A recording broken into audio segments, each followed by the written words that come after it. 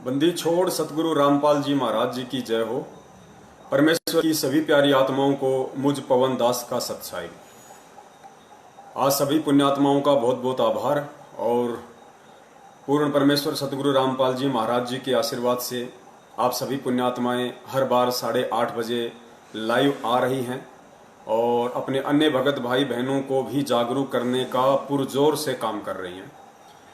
हम सभी सत्सेवक भाई बहनों पे पूर्ण परमेश्वर सतगुरु रामपाल जी महाराज जी की विशेष दया है, उनका विशेष आशीर्वाद है आप और हमारे साथ में।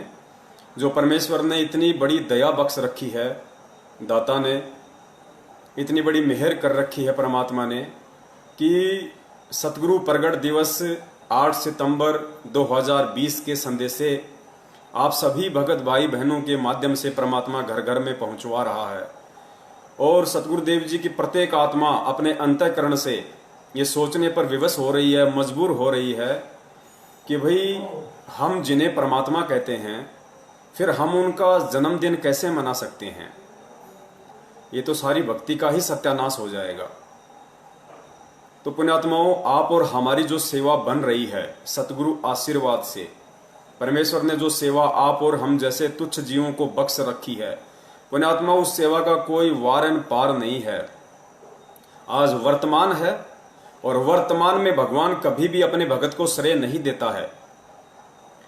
भगत के शरीर छोड़ने के बाद परमात्मा एक महिमा के रूप में फिर आने वाली पीढ़ियों के सामने उन भक्तों की महिमा का एक उदाहरण पेश करता है और आगे आने वाली पीढ़ियां उन भक्तों के जो सुक्रम थे उनको आधार बना के उनसे शिक्षा लेते हुए फिर आगे अपने भक्ति मार्ग को प्रशस्त करती हैं, सावधान रहती हैं।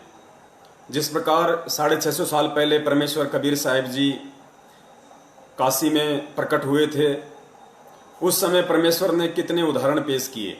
अर्जुन सर्जुन का उदाहरण पेश किया, उसके बाद परमेश्वर ने मीराबाई जी का भी उदाहरण पेश किया, गणिका माई का उदाहरण पेश किया, परमेश्वर ने सिकंदर लोधी जी का उदाहरण पेश किया, रविदास जी का उदाहरण पेश किया।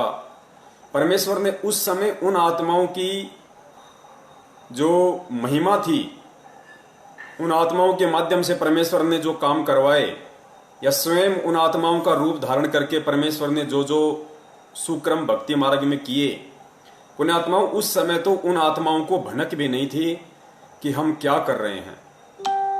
करने वाले सब कुछ परमेश्वर थे।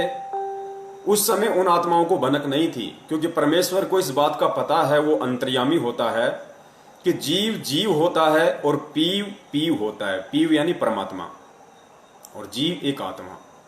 मालिक को पता था कि यदि इनकी यहां पे महिमा बन जाएगी तो ये जीव कभी भी भ्रमित हो सकता है, भक्ति मार्ग से दूर हो सकता है, इसके मन में मान बढ़ाई उजागर हो सकती है, अहंकार आ सकता है।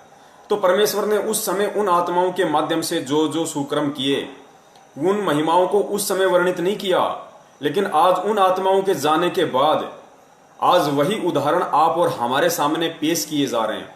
उन आत्माओं को महान बताया जाता है। सतगुरुदेव जी कहते हैं कि नानक जी जैसी पुण्य आत्माएं, धर्मदास जी जैसी पुण्य आत्माएं, रविदास जी जैसी पुण्य आत्माएं, पुण्यात्माओं आज उन आत्माओं को एक उदाहरण के रूप में परमेश्वर आप और हमारे सामने पेश कर रहे हैं। ठीक इसी प्रकार, ठीक इसी पैटर्न पे, इस भक्ति मार्ग और विधान के अनुसार सतगुरुदेव जी ने जो हमें अपने अनमोल सत्संगों में जो बताया, जो समझाया, उस आधार से पुण्यात्माओं आज जो काल भगवान के साथ में परमेश्वर के यंत्र सत्सेवकों की ज्ञान आधार से जो लड़ाई चल रही है और जो उदाहरण बन रहे हैं वर्तमान में कि परमेश्वर के बच्चे कितनी शालीनता से, कितने धैर्य के साथ में और किस तरह परमेश्वर के ज्ञान को आधार बनाते हुए विवेक के साथ में इस भक्ति मार्ग पे चल रहे हैं।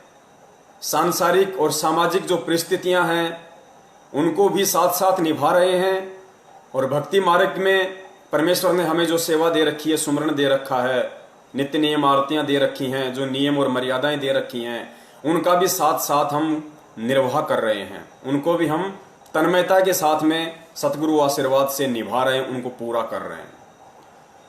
पुण्यात्माओं, आने वाले समय में परमेश्वर ने कहा है कि 1000 वर्ष तक कम से कम ये भक्ति मार्ग निर्बाध रूप से चलेगा। यानी कलयुग में जो सतयुग है उसका समय परमेश्वर ने आगामी 1000 वर्ष के लिए निर्धारित किया है। पुण्यात्माओं,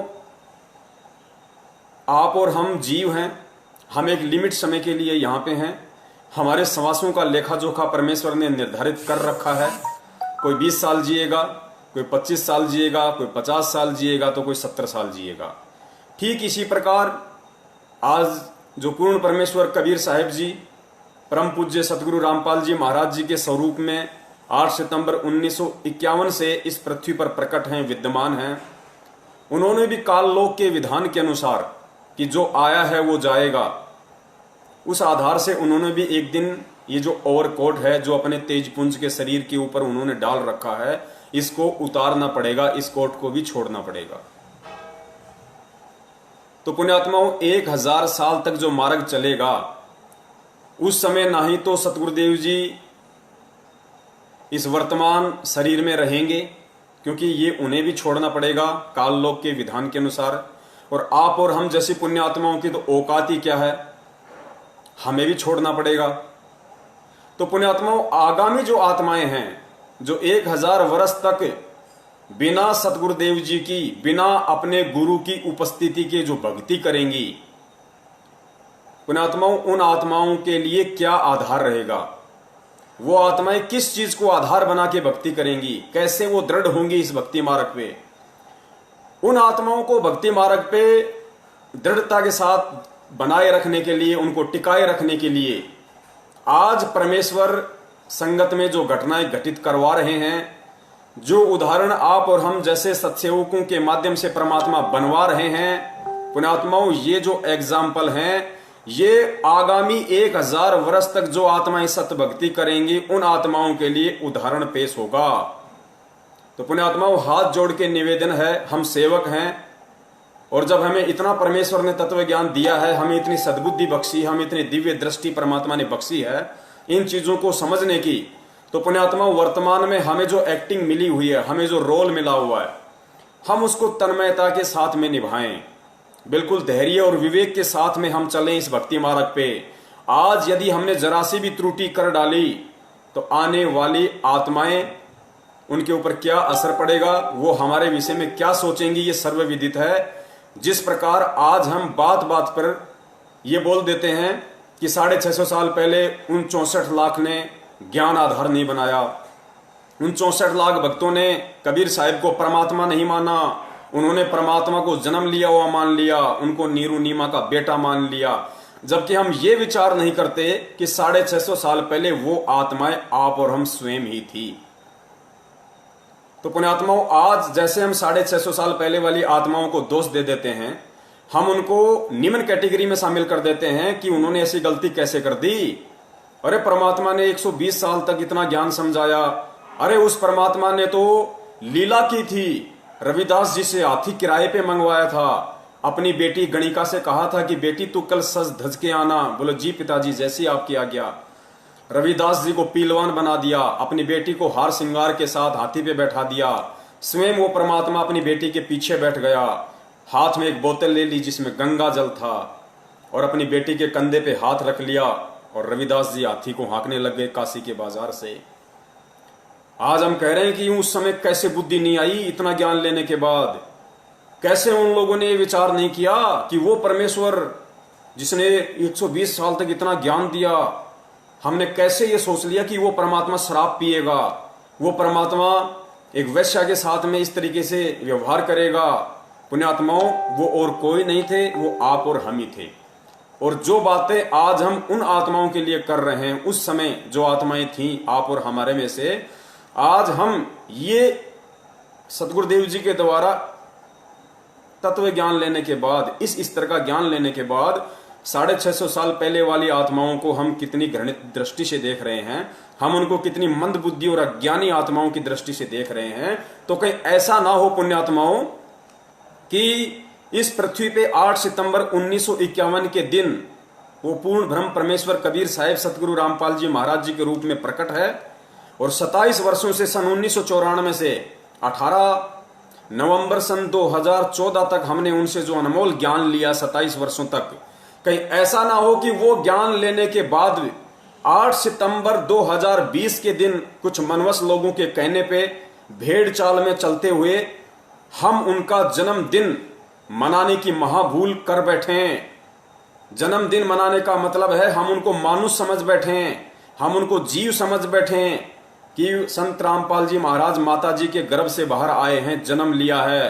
पुण्यात्माओं, ये महाभूल हमने भूल कर भी नहीं करनी है, वरना आज हमारा ये कर्म और आगामी जो आत्माएं होंगी उन आत्माओं के लिए वैसा ही हो जाएगा जैसा कि आज आप और हमारे लिए 650 साल पहले वाली आत्माओं के वो कर्म थे। उस समय उन्होंने परमात्मा को परमात्मा नहीं माना। कहीं ऐसा ना हो कि आज हम 8 सितंबर के दिन उस अविनाशी, उस अजन्मा, उस स्वयंभू परमात्मा सतगुरु रामपाल जी महाराज जी का जन्मदिन मनाकर और आगे आने वाली जो आत्माएं इस भक्ति मार्ग में हैं, कहीं हम उनके लिए मजाक ना बन जाएं। कहीं वो आत्माएं आपस में ये चर्चा ना करें कि उन मूर्खों को कैसे समझ में नहीं आया, 27 वर्षों तक क्या उन्होंने बाहर झोंका था, क्या उन्होंने परमेश्वर से ज्ञान नहीं लिया, क्या उन्होंने ज्ञान का अचार डाल दिया था, इस कान से सुन के इस कान से क्यों निकाल दिया। परमेश्वर ने कौन सी कमी छोड़ दी थी अपना अनमोल तत्व ज्ञान देने में, क्या उन मूर्खों को परमेश्वर ने लाभ नहीं दिए। अरे मालिक ने तो इतने लोगों को, मुर्दों को जीवित किया, जिनकी उम्र नहीं थी उनको उम्र दी भक्ति के लिए, लोगों के रोग ठीक किए, कैंसर ठीक किया, एड्स ठीक किया, लाइलाज बीमारियां ठीक की। फिर वो निकम्मे, वो मंदबुद्धि आत्माएं, पुण्यात्माओं, आप और हमारे लिए वो शब्द यूज होंगे यदि 8 सितंबर को हमने ये महागलती कर दी तो इस गलती से कौन कौन पुण्य आत्माएं बचना चाहती है और कौन कौन पुण्य आत्माएं नहीं बचना चाहती है, इसका निर्णय आपने केवल और केवल सतगुरुदेव जी के ज्ञान को ही आधार बनाकर करना पड़ेगा। इसके अलावा इस दुनिया में और ऐसा कोई थर्मामीटर नहीं है, ऐसा कोई भी पैमाना नहीं है जिससे आप ये माप सको, आप ये नाप सको कि संत रामपाल जी महाराज जी माता जी से जन्म लेकर आए थे या फिर 8 सितंबर 1951 के दिन वो प्रकट हुए थे। और पुण्यात्माओं, पूर्ण परमेश्वर सतगुरु रामपाल जी महाराज जी ने अब तो अपने सत्संगों के माध्यम से इतनी बड़ी दया कर रखी है कि कुछ भी समझना नामुमकिन नहीं है। पुण्यात्माओं, दुनिया धोखा खा सकती है क्योंकि दुनिया के पास में केवल ज्ञान है, तत्व ज्ञान नहीं है। और हम भक्तों को परमेश्वर ने वो अनमोल तत्व ज्ञान दिया है, वो टॉर्च दी है जिससे हम गहरे से गहरे अंधेरे में भी देख सकते हैं। उस तार्किक शक्ति से, इस तत्व ज्ञान आधारित दिव्य दृष्टि से परमेश्वर ने जो दूरदृष्टि हमें दी है, इस ज्ञान आधार से हमें जो आगे का दिखाई दे रहा है। दुनिया को नहीं पता, दुनिया तो मजाक मानती है, कोई नरक नहीं, कोई गधा नहीं बनता, कोई सुअर नहीं बनता। लेकिन आप और हम जिन्होंने परमेश्वर के ज्ञान को आधार बनाया है, आज वो डर रहे हैं, आज वो डरने लग गए कि यदि भक्ति नहीं करी, उल्टे कर्म किए तो परमेश्वर ने कितने उदाहरण पेश किए हैं, कितने उदाहरण पेश किए। जैन धर्म के प्रवर्तक ऋषभदेव के पुत्र महावीर जैन का इतिहास परमेश्वर ने हमें पढ़ाया कि महावीर जैन की आत्मा कितनी बार गधा बनी, कितनी बार बिल्ली बनी, कितनी बार धोबी बना, कितनी बार घोड़ा बना, पुण्यात्माओं कितनी बार कुत्ता बना, पता नहीं 20 करोड़ बार बिल्ली, 10 करोड़ बार हाथी, 60,000 बार नपुंसक के जीवन, कितने लाख वर्ष धोबी, कितने कितने कष्ट उन्होंने सहे। क्यों? क्योंकि परमेश्वर ने तत्व ज्ञान हमें दे दिया। तो अब हमें यकीन हो गया कि वास्तव में जो हमारे सतगुरुदेव जी ने अपने मुखार अरविंद से वर्णन कर दिया वो परम सत्य है, उसमें मीन में की कोई गुंजाइश नहीं है। और सत्संगों में तो परमेश्वर ने अपने परमेश्वर होने के इतने उदाहरण पेश कर दिए, ज्ञानी आत्मा को समझने में तनिक भी देर नहीं करनी चाहिए। ऐसा ही एक छोटा सा और सत्संग है परमेश्वर का, वो आप जी सुनिए और मालिक दया करेंगे, बड़ी आसानी से समझ में आएगा। देखो, परमेश्वर पूर्ण संत केवल इशारा करेगा, संकेत करेगा और संकेतों से ही फिर हमने इस चीज को समझना पड़ेगा। तो परमेश्वर दया करें, एक छोटा सा वीडियो क्लिप है मालिक का, परमेश्वर क्या बताना चाह रहा है। परमात्मा ने ये बात कही उस समय जब वो स्वयं आए हुए थे, तो वो अपने से अतिरिक्त बोलते हैं। तो आज दास कह रहा है कि इस दास के अतिरिक्त पूरे विश्व में किसी के पास भी आध्यात्मिक यथार्थ मार्ग नहीं है, पूर्ण मोक्ष मार्ग नहीं है, शास्त्र अनुकूल साधना किसी के पास भी नहीं है। दोबारा सुनना पुण्यात्मा, या चाहे कड़वी लागो चाहे मीठी, बात सच्ची है। अभिमान नहीं, परमेश्वर अपने तत्व ज्ञान समझ अतिरिक्त ही बोलते हैं। सुनना, परमात्मा ने ये बात कही उस समय जब वो स्वयं आए हुए थे, तो वो अपने से अतिरिक्त बोलते हैं, अपने से अतिरिक्त। तो आज दास कह रहा है कि इस दास के अतिरिक्त पूरे विश्व में किसी के पास भी आध्यात्मिक यथार्थ मार्ग नहीं है। पुण्यात्माओं, पूर्ण परमेश्वर सतगुरु रामपाल जी महाराज जी ने ये जो 20 सेकंड का छोटा सा जो वीडियो आप और हमारे सामने प्रस्तुत किया है, पेश किया है, इसमें कितना बड़ा रहस्य छुपा है। परमेश्वर ने साबित कर दिया कि मैं ही कबीर हूं, मैं ही परमेश्वर हूं। इन्होंने क्या कहा कि परमेश्वर जब भी आते हैं वो अपने से अतिरिक्त ही बोलते हैं। परमेश्वर जब भी आते हैं अपने से अतिरिक्त ही बोलते हैं। और तुरंत सतगुरु रामपाल जी महाराज जी ने क्या बोल दिया कि आज इस दास के अतिरिक्त पूरे विश्व में कोई संत नहीं है जिसके पास मोक्ष मार्ग हो। यानी पहले तो सतगुरु रामपाल जी महाराज जी ने परमेश्वर की जो लक्षण है वो बता दिए कि वो केवल अपने अतिरिक्त ही बोलता है, और तुरंत फिर स्वयं भी बोल दिया कि मुझ दास के अतिरिक्त पूरे विश्व में, अर्थात यदि परमेश्वर अपने से अतिरिक्त बोलते हैं तो आज वर्तमान में अपने से अतिरिक्त ये विश्व को संदेश देने वाले कि मेरे अतिरिक्त, इस दास के अतिरिक्त, इस रामपाल दास के अतिरिक्त पूरे विश्व में कोई संत नहीं है जिसके पास पूर्ण आध्यात्मिक मार्ग हो। एक बार दोबारा से सुन लो पुण्यात्माओं, यही संकेत होते हैं परम संत के, यही वो तत्व ज्ञान है जिसका हमें निष्कर्ष निकालना है। एक बार पुनः सुन लीजिए, शायद परमेश्वर दया कर दें। परमात्मा ने ये बात कही उस समय जब वो स्वयं आए हुए थे, तो वो अपने से अतिरिक्त बोलते हैं। तो आज दास कह रहा है कि इस दास के अतिरिक्त पूरे विश्व में किसी के पास भी आध्यात्मिक यथार्थ मार्ग नहीं है, पूर्ण मोक्ष मार्ग नहीं है, शास्त्र अनुकूल साधना किसी के पास भी नहीं है। पुण्यात्माओं, शब्द सैन सतगुरु की पछाणी पाया अटल सुहाग रे, यही वो संकेत है, यही वो इशारे होते हैं पूर्ण संत के सत्संगों के बीच बीच में, जो हम आत्माओं ने उनके ज्ञान को आधार बना के पकड़ना पड़ता है, समझना पड़ता है। सद्बुद्धि भी परमेश्वर ही देता है, लेकिन परमेश्वर सद्बुद्धि देगा कब? जब हम उसको परमेश्वर मानेंगे। यदि हम उनको खाली रामपाल मानेंगे, कोई संत मानेंगे, एक साधारण सा गुरु मानेंगे, तो वो सद्बुद्धि, वो परमेश्वर बख्शिश नहीं करेगा जिसकी हमें अति आवश्यकता है। क्योंकि भक्ति मार्ग में गुरुदेव ने बताया कि बिना विश्वास के, यदि आपको भक्ति मार्ग में विश्वास नहीं है, क्योंकि भक्ति मार्ग का आधार क्या है? भक्ति मार्ग का आधार सर्वप्रथम शास्त्र होता है, और शास्त्र से जब यह साबित हो जाता है कि पूर्ण संत कौन है, और यदि आप उस पूर्ण संत की शरण में आ जाते हो, तो उसके बाद भक्ति मार्ग का आधार वो शास्त्र ना होकर वो परम संत हो जाता है। आपका गुरु ही आपका आधार हो जाता है। गुरुदेव कहते हैं ना, भाई कर ले गुरु वकील मुकदमा भारी है, भाई कर ले गुरु वकील मुकदमा भारी है। हम शरीर छोड़ते वक्त सोचें कि ये शास्त्र अपने कांख में दबा के ऊपर ले चलेंगे और हम पार हो जाएंगे, नहीं, हमें सतगुरु की ही आवश्यकता पड़ेगी। इसलिए इस भक्ति मार्ग में जब तक हमें विश्वास नहीं होगा, क्या विश्वास नहीं होगा कि मैं जिनकी भक्ति कर रहा हूं और मैं जिनके शरण में हूं वो कोई परम शक्ति है या नहीं है। एक छोटी सी ऑडियो क्लिप, क्योंकि ये थोड़ी भूमिका बन रही है पुण्यात्माओं, आगे परमेश्वर आज जो खुलासा करवाएंगे, क्योंकि बहुत सारे भगत भाइयों की काफी शंकाओं का तो परमेश्वर ने वीडियो बनवा के 2-4 दिन से काफी तो निवारण हो गया है उनकी शंकाओं का, लेकिन कुछ एक भगत भाइयों की ये शंका रह गई कि भाई बाकी बात तो ठीक है, हमारे समझ में आ गई कि संत रामपाल जी महाराज जी अकेले वो संत हैं जिन्होंने दुनिया में ये अनमोल तत्व ज्ञान दिया है। शास्त्रों को खोल खोल कर खुले में टीवी चैनलों पे यदि किसी ने दिखाया है तो केवल हमारे पूज्य गुरुदेव सतगुरु रामपाल जी महाराज जी हैं।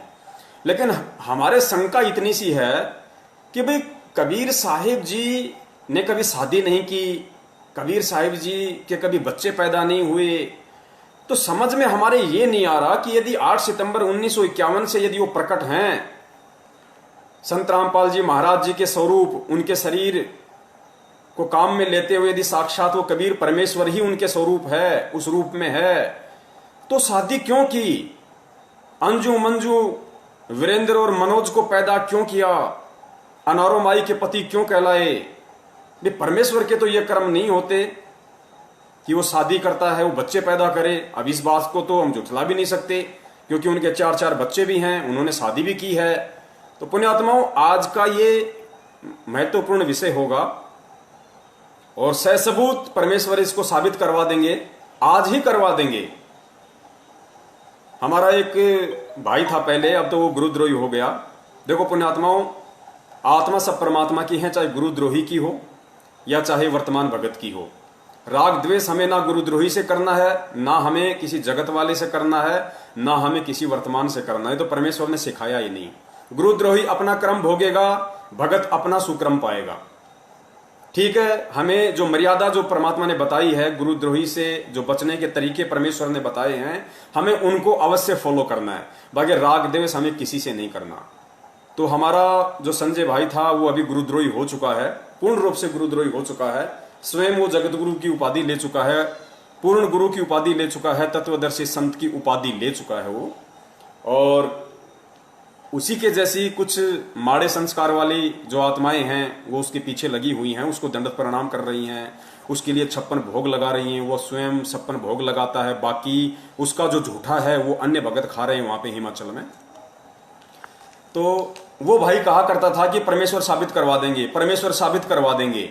इसलिए दास कह रहा है कि ये पवन दास परमात्मा का कुत्ता ये नहीं कहेगा कि परमात्मा साबित करवा देंगे, परमात्मा साबित करवा देंगे। नहीं, परमेश्वर आज इसी वीडियो में साबित करवा देंगे, दास ये कह रहा है।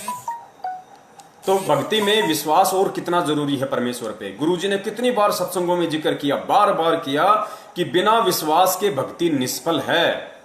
और एक छोटी सी ऑडियो क्लिप परमेश्वर की आप और सुन लीजिए, उसके बाद भूमिका जबरदस्त बन जाएगी। क्योंकि पुण्यात्माओं, जब तक यदि कोई मकान बनाना चाहता है, कोई बिल्डिंग खड़ी करना चाहता है, तो गुरुदेव ने बताया कि फाउंडेशन बहुत स्ट्रांग होना चाहिए, मजबूत होना चाहिए, नींव मजबूत होनी चाहिए। नींव जितनी मजबूत होगी, बिल्डिंग चाहे उसके ऊपर उतनी ही ऊंची खड़ी कर लो, जरा सा भी दिक्कत नहीं आएगी। तो हमें थोड़ी भूमिका बनानी पड़ेगी पहले, उसके बाद फिर हम आज जो खुलासे होंगे जो परमेश्वर की दया से, उसके बाद हमें पक्का यकीन हो जाएगा कि वास्तव में यही लीला है परमेश्वर की। इसी लीला में तरीके से हम जिन्हें सतगुरुदेव जी, संत रामपाल जी महाराज जी यानी पूर्ण ब्रह्म कबीर साहिब जी का बेटा बेटी कहते हैं, अंजू मंजू मरन मनोज वीरेंद्र, भाई ये संत रामपाल जी महाराज जी के बेटा बेटी नहीं, ये तो लीला कुछ और है जो परमेश्वर आगे साबित करवाएंगे।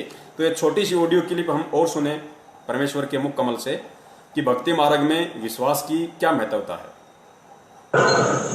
अब उधर से परमात्मा उसी दिन रात्रि में सत्संग कर रहे थे 7-8 बजे से, और सर्दियों का मौसम था। अब कुछ भक्त सामने आसपास बैठे थे। एकदम परमात्मा ने क्या किया, ऐसे मुंह पर करनो हाथ फेर कर ऐसे झटका दिया। आसपास के बैठे भक्तां के छिट्टे लगे। उन्होंने सोचा भाई पसीने कैसे आगे सर्दी में, गुरुजी आपके पसीने आगे? तो प्रभु बोले ना भाई पसीने को नहीं आए। और क्या था, ये पानी कहाँ से आ गया? कि मेरे भगत का जहाज डूबा था, दामोदर सेठ नहीं था, भी नाम लेकर गया था। कहा जी, हाँ जी, उसका जहाज डूबा था भाई, अब वो उसने बचा कर आया हूँ। अब वो भगत सोच रहे थे अब भाई, अब क्योंकि हम भक्ति अवश्य करते हैं लेकिन विश्वास दृढ़ नहीं होता। और परमात्मा कहते हैं कहाँ हो तो हरि नाम से, जब मन में नहीं विश्वास, बिना विश्वास के जो भक्ति करते हैं वो सफल नहीं होते हैं। तो वो कच्चे से थे और मन में उनका न्यू थी, ऐसे ही शब्द गा रहे थे, ज्ञान सुना रहे थे, पसीने आगे होंगे। हमारे सामने बैठे और वहां कैसे समुद्र में जहाज बचा के आए हैं, वो तो बात कही आई। परमेश्वर कह रहे हैं कि क्या होत हरि नाम बिना, क्या होत हरि नाम से जो मन में ना विश्वास। यानी यदि आपने अपने सतगुरुदेव जी से नाम दीक्षा भी ले ली, क्या होत हरि नाम बिन, गुरु नाम नहीं कहा, हरि नाम। हरि कौन? हमारे पूज्य परमेश्वर। तो क्या होत हरि नाम से जो मन में ना विश्वास।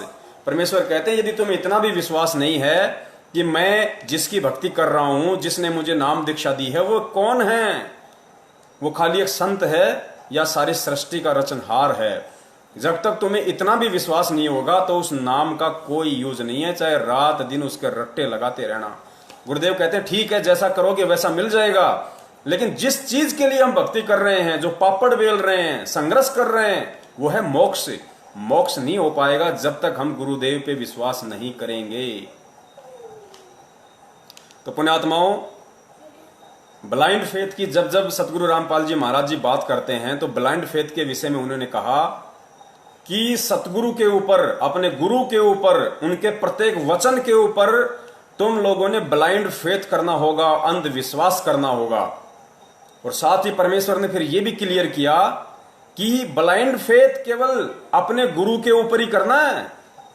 जब तुम्हारा गुरु तुम्हें यह साबित कर दे कि मैं ही सच्चा गुरु हूं और मैंने तुम्हें जो मंत्र दिए हैं वो वास्तविक यथार्थ सत्य भक्ति के मंत्र हैं, ये वही मंत्र हैं जो परमेश्वर ने 650 साल पहले आके दिए, जो धर्मदास जी को दिए, मलुक दास जी को दिए, गरीबदास जी को दिए, दादू जी को दिए, नानक जी को दिए, और उन आत्माओं का उद्धार हुआ।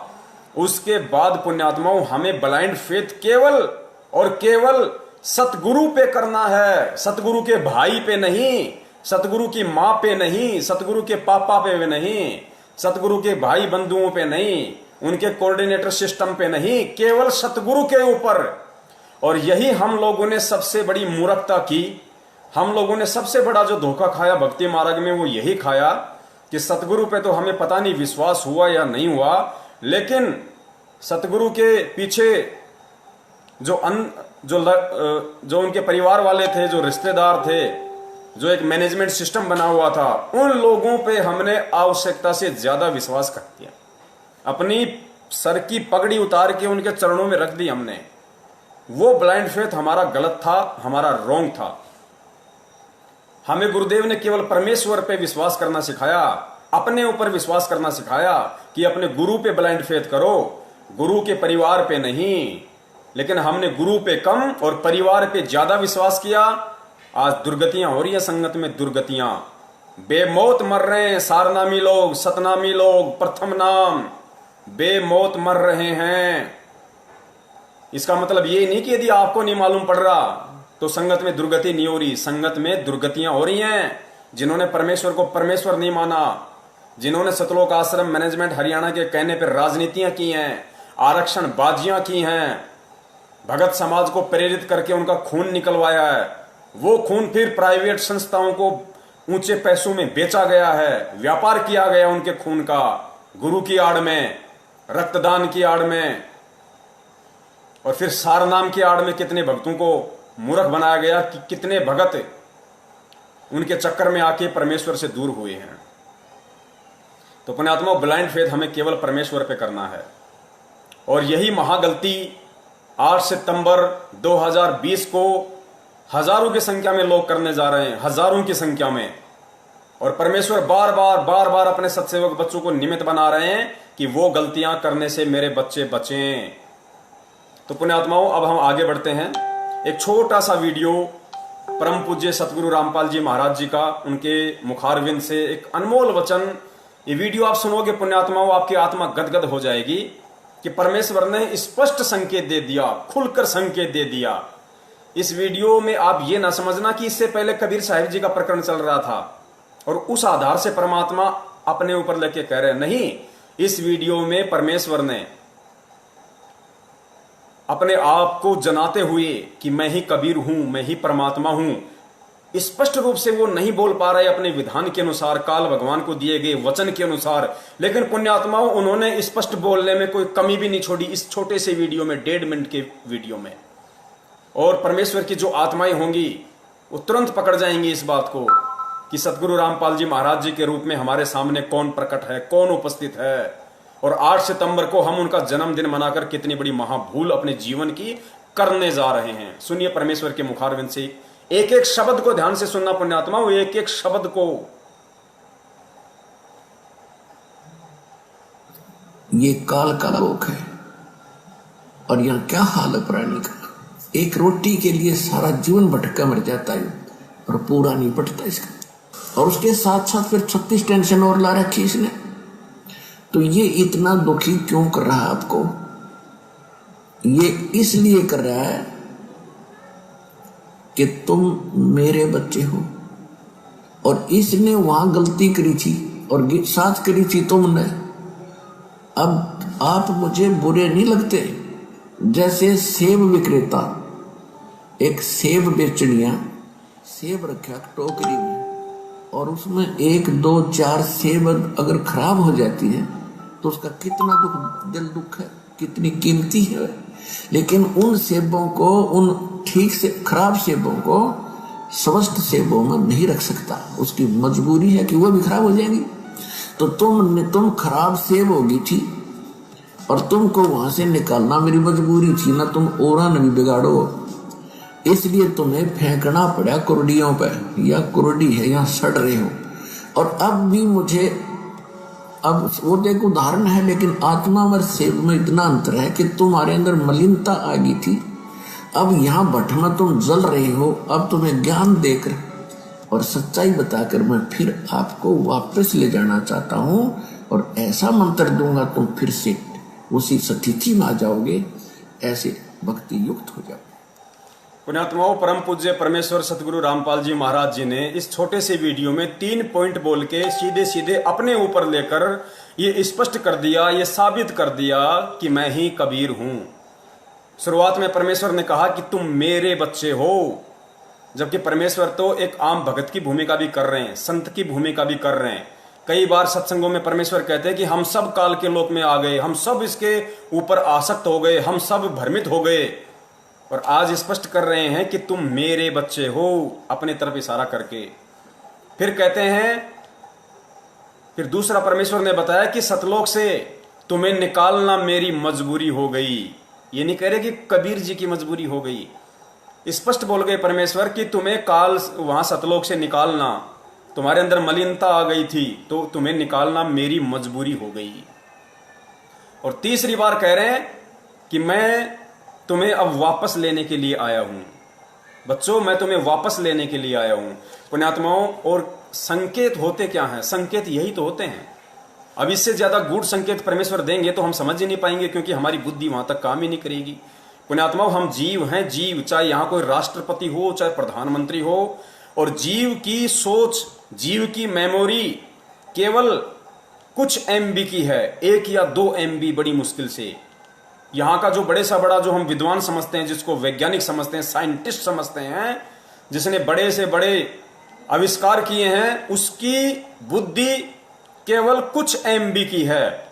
और परमेश्वर का ज्ञान है करोड़ों जीविका, करोड़ों जीविका। तो सोचो वो कैसे समा सकता है हमारे अंदर? नहीं। इसलिए परमेश्वर उसी तरीके से संकेत करते हैं, उसी तरीके से इशारा करेंगे जो हम समझ सकें, जो हम समझ सकें। और हमारे लिए उतना ही पर्याप्त है कि वो संकेत समझ के हम निकल ले यहां से। तो विषय हमारा सतगुरु प्रकट दिवस को लेकर है, और 2 दिन तक और परमेश्वर दास को लाइव लेके आएंगे छोटे छोटे मुद्दों पे, ताकि परमेश्वर की आत्माओं तक संदेशा ज्यादा से ज्यादा जाए। और दास निवेदन करेगा, अब आगे परमेश्वर महाखुलासा करवाएंगे उस बात का जिन लोगों को यह शंका है कि यदि आपके गुरु सतगुरु रामपाल जी महाराज परमात्मा हैं, पूर्ण ब्रह्म परमेश्वर हैं, यदि वो प्रकट हुए हैं, आज साक्षात संत रामपाल जी महाराज के स्वरूप में हैं, तो फिर उनके बच्चे क्यों, उन्होंने शादी क्यों की, उन्होंने स्त्री भोग क्यों किया? तो उसके लिए दास निवेदन करेगा, ज्यादा से ज्यादा आप जी शेयर को बटन दबाएं, शेयर का बटन दबाएं, और ज्यादा से ज्यादा जितने भी फेसबुक के ग्रुप हैं, क्योंकि पुण्यात्माओं मजा तभी आएगा जब संदेशा हमारे भगत भाइयों तक ज्यादा से ज्यादा जाएगा। पुण्यात्माओं, भगत ही नहीं, जगत वालों को भी परमेश्वर के वचन सुनने में बड़ा आनंद आ रहा है वर्तमान में, क्योंकि हर आदमी दुखी है और हर आत्मा परमात्मा की है, और ऊपर से ठीक का समय आ गया। तो पुण्यात्माओं, बच के कोई निकल नहीं सकता, सबको इस परमेश्वर की शरण में आना पड़ेगा। तो अब हम बढ़ते हैं हमारे उस खुलासे की तरफ जो परमेश्वर ने आज हम दासों को निमित्त बनाया है भगत और जगत को संदेशा दिलवाने के लिए। तो पुण्यात्माओं, सतगुरुदेव जी ने अपने सत्संगों में कोई कमी नहीं छोड़ी, हर पॉइंट को उन्होंने क्लियर किया है। अब कमी यदि ना समझी कि कहीं ना कहीं है तो केवल हम जीवों की है, क्योंकि या तो हम ध्यान से उनके सत्संग नहीं सुनते, या फिर हम परमेश्वर को परमेश्वर ना मान के और एक आम संत की तरह उनके साथ व्यवहार करते हैं और भक्ति भी करते रहते हैं, तो वो सद्बुद्धि हमें बख्शिश नहीं होगी जो एक सुयोग्य भगत को होनी चाहिए। तो इस बात का जो सबूत है, जो खुलासा है, वो सन 2012 में ही परमेश्वर सतगुरु रामपाल जी महाराज जी ने सतलोक आश्रम बरवाला में ये पुस्तक लिखी थी, जिसका नाम है कबीर सागर का सरलार्थ। इसको 2016 में सतलोक आश्रम मैनेजमेंट हरियाणा ने टाइपिंग करवा कर अपने धार्मिक व्यापार के लिए संगत में भिजवा दिया, बंटवा दिया इसको।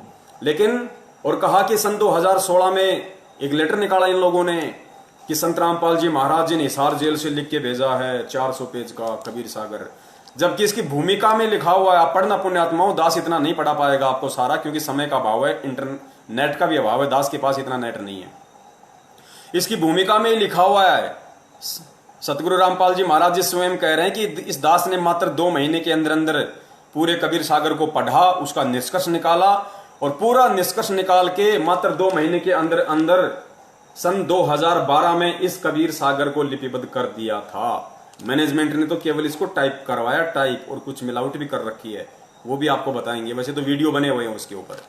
तो परमेश्वर ने इसी के अंदर वो गहरा रहस्य छुपा रखा है। उस सवाल का जवाब परमेश्वर ने इस कबीर सागर के पेज नंबर 70 के ऊपर छुपा रखा है पुण्यात्माओं। पेज नंबर 70 ध्यान से पढ़ना, ज्यादातर भक्तात्माओं के घर पे रखा भी होगा। तो चलिए हम सीधे चलते हैं point two point, page number 70 पे। पेज नंबर 70, ये देखिए पुण्यात्माओं, ये है पेज नंबर 70। आपको उल्टा दिखाई देगा, इसलिए दास पढ़ के आपको सुनाएगा, आप देख लेना अपने घर पे। इसमें दास आपको थोड़ा सा मौखिक बता देता है। इसमें श्री कृष्ण जी का मैटर है, थोड़ा सा श्री कृष्ण जी और दुर्वासा ऋषि जी का थोड़ा सा मैटर है।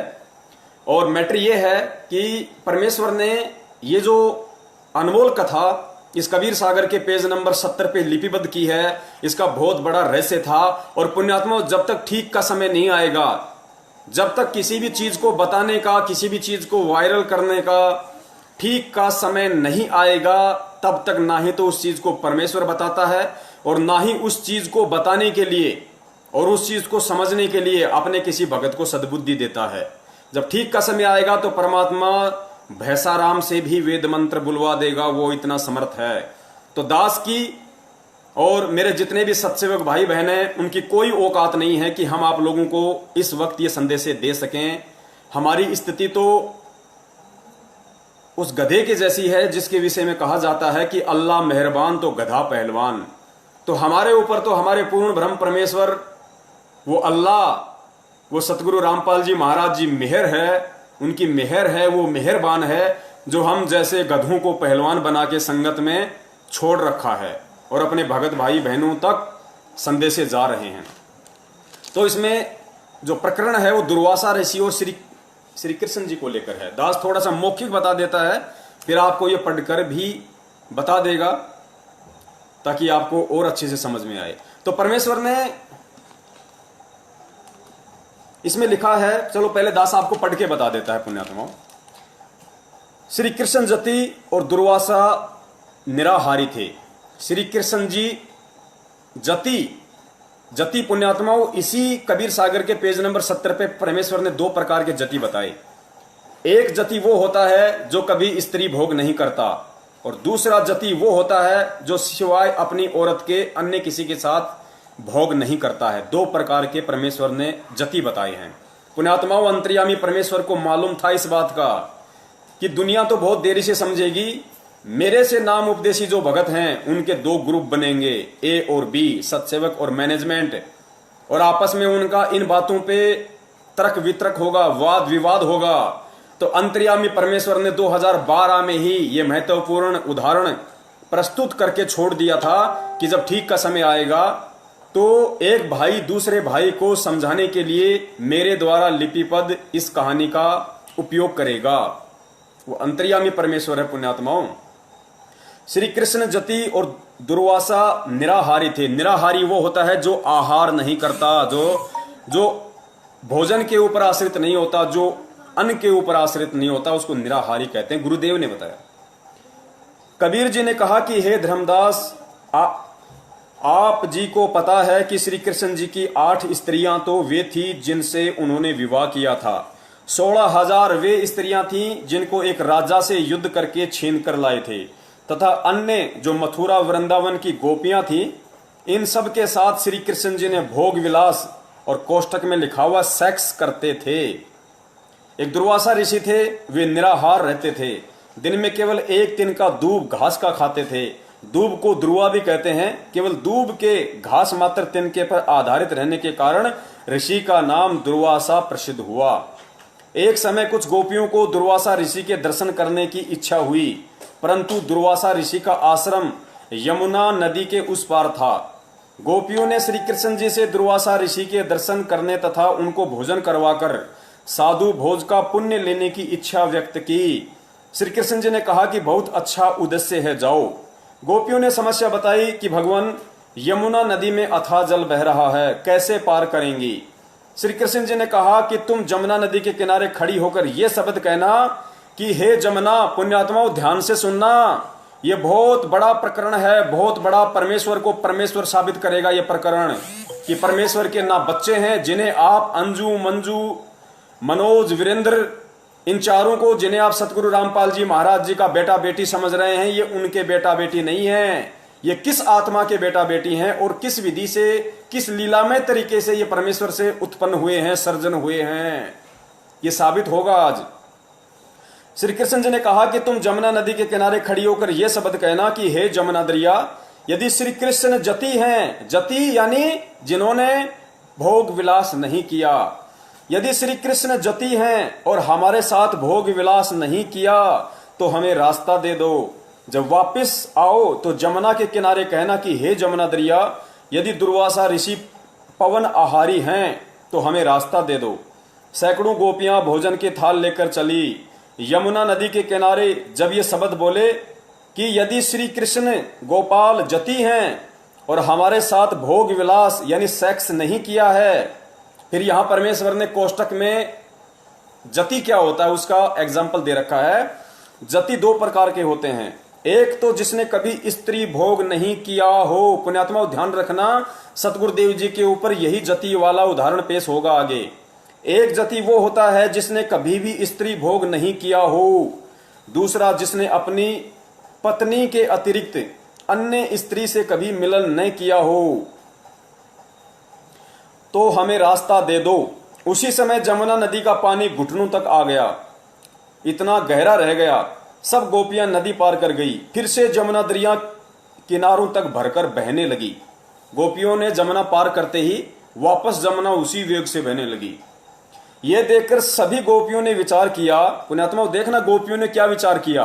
यह देखकर सभी गोपियों ने विचार किया कि श्री कृष्ण जी ने हमारे साथ अनेकों बार विलास किया है, श्री कृष्ण जी ने हमारे साथ अनेकों बार सेक्स किया है, भोग विलास किया है, शारीरिक संबंध बनाए हैं। यह कैसा चमत्कार है। सब गोपियां यह विचार करती हुई दुर्वासा ऋषि के आश्रम में पहुंची।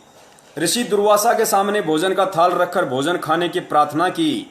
ऋषि ने कहा कि देवियों, मैं आहार नहीं करता, केवल वायु पर या एक तुनका दूब घास का खा लेता हूं।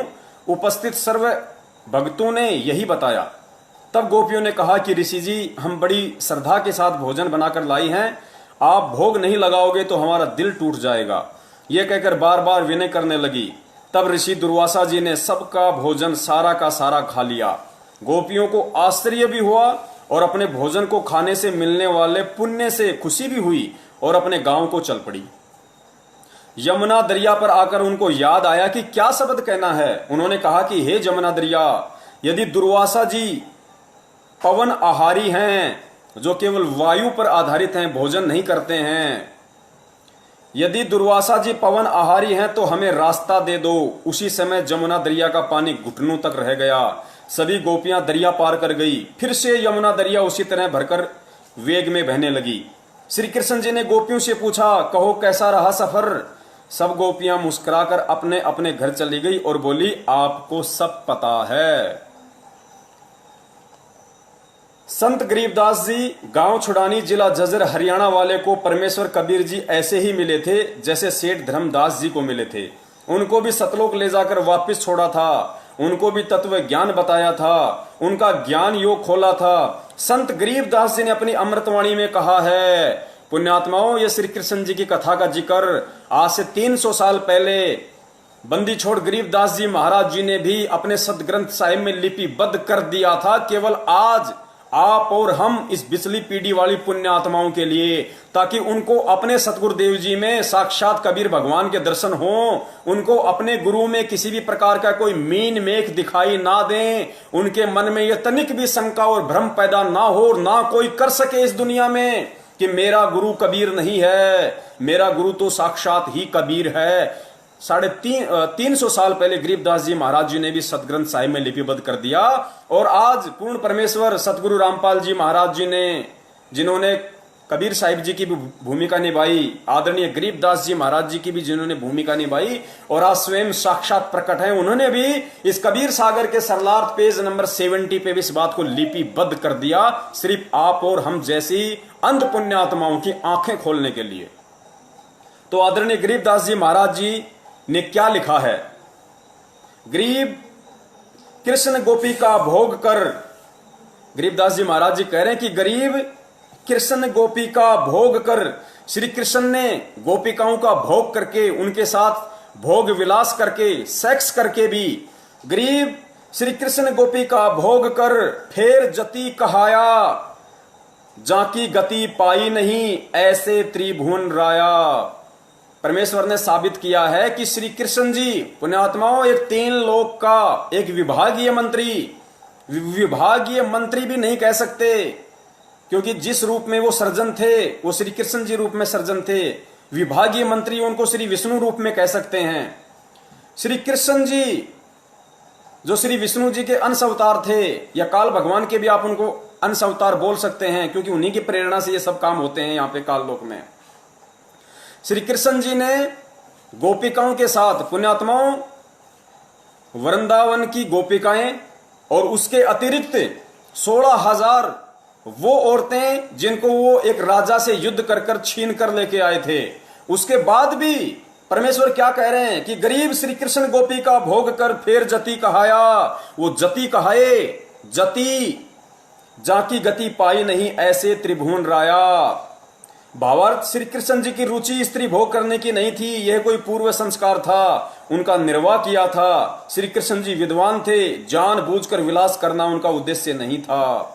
फिर आगे दुर्वासा ऋषि के विषय में लिखा परमेश्वर ने, ऋषि दुर्वासा तप करे, दुर्वा करे आहार, प्रेम भोज गोपियन का खाया, तनिक लनाई वार। दुर्वासा पवन आहारी थे, सब भोजन खाया, श्रद्धालु की श्रद्धा पूर्ण कीनी, ताते भोग लगाया। पुण्यात्माओं, इस कथा से केवल हमें इतना ही सारांश लेना था। इस कथा से परमेश्वर ने यह साबित किया है कि श्री कृष्ण जी जो एक छोटी सी पावर थी, पुण्यात्माओं, परमेश्वर के तो पैर के नाखून के 1,00,000वें हिस्से के बराबर भी श्री कृष्ण जी नहीं है, और ना ही दुर्वासा ऋषि जी थे, क्योंकि ये सब भी उसी परमेश्वर से प्राप्त पावर से अपने सारे काम करते हैं। क्योंकि काल भगवान आप और हमारी भक्ति कमाई से टैक्स लेता है, गुरुदेव ने बताया, उस टैक्स से ही अपना सारा सिस्टम चला रहा है। इन आत्माओं से भक्ति करवा देता है ओम नाम की, इन आत्माओं से किसी जन्म में वो तप करवा देता है, उस तप के बदले फिर उनको इस तरह का जीवन दे देता है, इनकी महिमा बन जाती है।